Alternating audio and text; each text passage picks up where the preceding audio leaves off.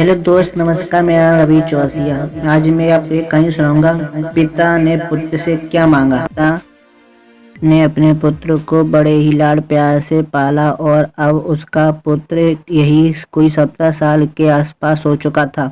तभी एक दिन पिता और पुत्र दोनों एक पानी के जहाज में यात्रा पर गए। घूमने निकल पड़े, लेकिन तभी अचानक जहाज डूबने की वजह से पिता पुत्र दोनों ही बहुत एक टापू जा पहुंचे, जहां पर आसपास 2 टापू थे। तो पिता ने पुत्र से कहा, लगता है कि हम दोनों का यही अंतिम समय आ चुका है। दूर दूर तक कोई भी सहारा नहीं दिख रहा है। तभी कुछ देर बाद पिता को एक उपाय सूझा और उन्हें अपने पुत्र से कहा कि बेटा, और अंतिम समय नजदीक आ चुका है, तो क्या ना हम अंतिम समय में ही उस ईश्वर की प्रार्थना करें। उनसे हम आखिरी बार कुछ मांग लेते हैं, क्या पिता वो हमारी प्रार्थना सुनेंगे। तभी पिता ने कहा, आगमन सामने वाले दोनों टापुओं पर आसपास बांटकर अगले अलग अलग चले जाते हैं। तभी एक पिता और पुत्र दोनों ही टापू पर अलग अलग जाकर रहते हैं। तभी ईश्वर की प्रार्थना करते हुए पुत्र ने उनसे टापू पर पेड़ पौधे उगाए, जिसके फल फूल से मैं अपनी भूख को मिटा सकूं। तभी अचानक बहुत सारे पेड़ पौधे उगाए और उन पेड़ों पर बहुत सारे फल भी लगे थे। तभी पुत्र को यह सब देखकर अपनी आंखों पर विश्वास नहीं हुआ। उसने सोचा कि ये तो चमत्कार हो गया, भगवान ने मेरी सुन ली।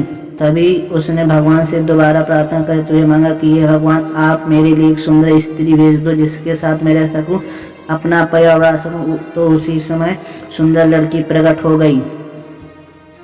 अब वो लड़का बहुत ही ज़्यादा खुश हो गया और वो सोचने लगा कि मेरी सारी इच्छाएं पूरी हो रही हैं, तो क्यों न ईश्वर से मैं से बाहर निकलने का रास्ता मांग लूं।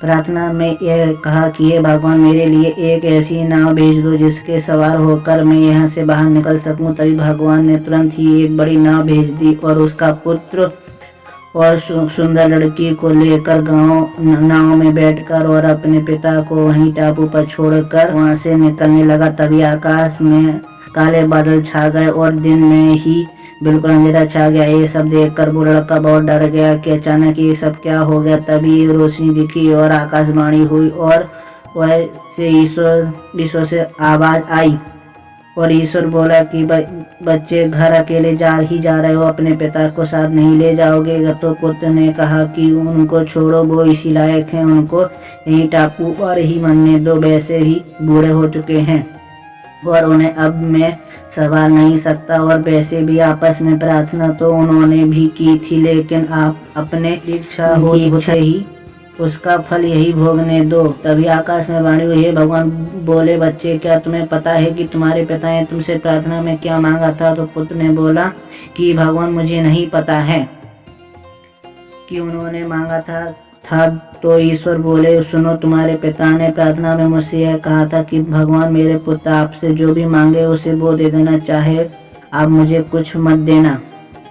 इसलिए मैंने तुम्हारी सारी इच्छाएं पूरी की थी, मगर तुमने तो बहुत ही ज्यादा मतलबी हो। अब तुम यही तय करो कि तुम उठकर रोने लगा।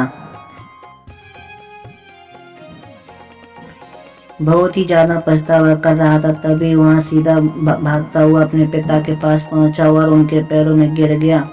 उनके सामने माफी मांगने लगा और फिर दोनों पुत्र बैठकर नाव घर चले गए, खुशी खुशी अपने घर चले गए। तो दोस्तों, इस पिता पुत्र की कहानी में आपको गलती किसकी लगी, बेटे की या परिवेश करने वाले पिता की, या उस टापू पर अकेले रहने जाने वाले अकेले की। आप अपनी भी सोचें, प्लीज कमेंट में जरूर